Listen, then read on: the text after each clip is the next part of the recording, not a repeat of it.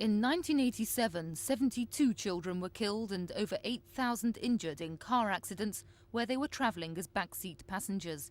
Nearly 60 of those killed died like this. Without the protection of a seatbelt, a child can be thrown from the back seat straight through the windscreen.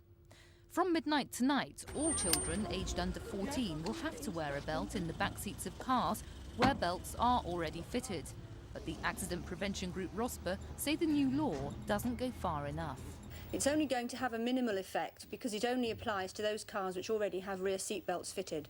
Is the new law unfair to children travelling in the back of cars that don't have seatbelts?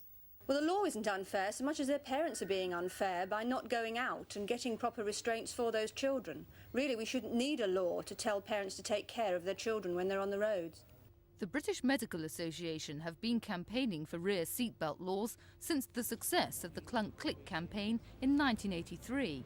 Is the new law coming too late?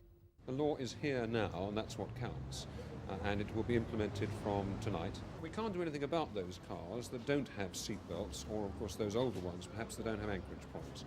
As is often the case with implementations of laws like this, it has to be done gradually because cars change, and we anticipate that the rate of something like 10% per year, by the early to mid-90s, all cars will have seatbelts fitted.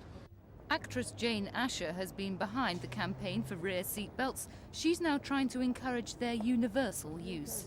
I would like eventually to see every child strapped in all the time, and indeed every adult. Not just for the adult's sake, but as you know, if there's a bad crash and an adult is catapulted around the inside of the car, they can cause immense damage to any children in the car.